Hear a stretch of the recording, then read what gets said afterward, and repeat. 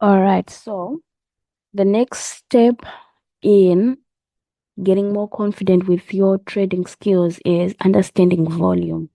So volume is a very important thing in the markets, right?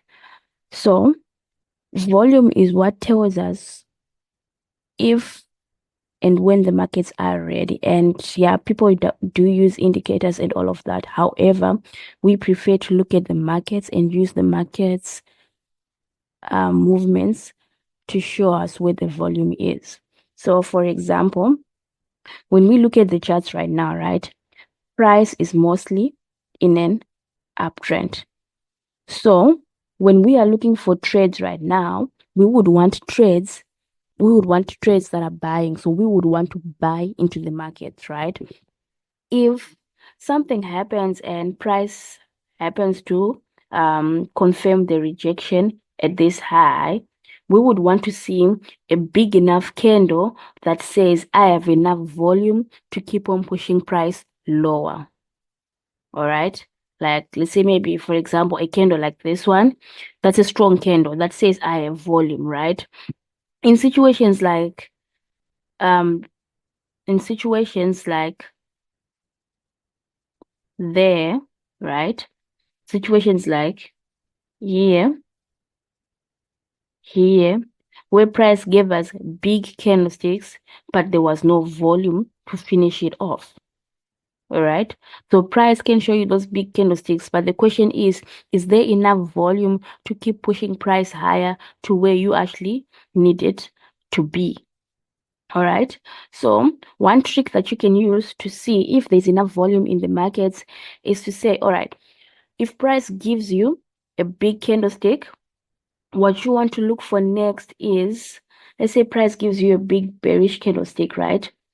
So what you want, and this is on the 1 hour time frame, right? So what you want to see is on the lower time frames, let's say maybe the 15-minute time frame, you are followed by another 15 bearish candlestick, right? So you want another bearish candlestick to close below that that low on the 1 hour time frame to say, okay, yes, price can actually move lower. If you're not confident with the 15-minute time frame, or if the 15-minute time frame doesn't give you much, then that's when you can use the 30-minute time frame, the 1 hour time frame. So you're trying to see whether price can actually push forward from here instead of rejecting.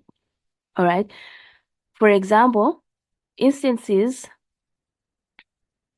like here, we had a very, oh sorry, we had a very big bearish candle, right? However, price did not push lower, right? You have a very big bearish candlestick, but price did not push lower. So what does that tell us? That tells us that there was not enough volume, right, in the markets. However, how could you have noticed that there's not enough volume in the markets? So especially when you see price creating these rejection wicks, if price is giving you a wick at the bottom that's rejecting, price is telling you that maybe there is not enough bearish volume to actually push the price lower, right? So price is only attacking the lower to either take out the stop losses or find better entry opportunities for, the big players, right?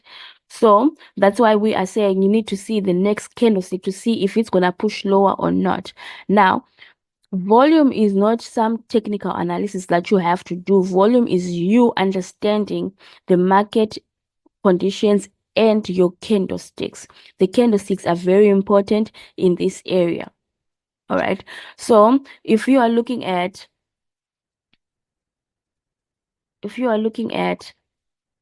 this situation right here, right, where the bearish candlestick, we had a rejection wick at the bottom. And how did the next candle close? The next candle closed bullish. So the next candle closing bullish is already telling us that the price is successfully rejected and the rejection has been confirmed.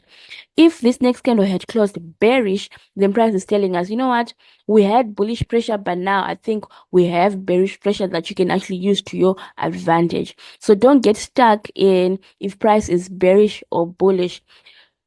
Yes, use that information. However, pair it with your understanding of volume to say, yes, price is now ready to push lower, or price is now ready to, you have enough.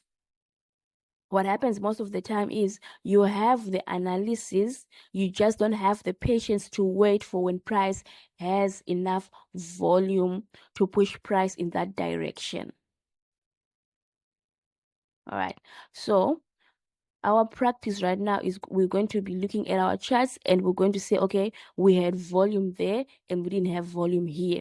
So places like you have volume, places that price is making an impulse, places with no volume, places where price is ranging. All right, so let's practice all that and see, and then we can include the candlesticks.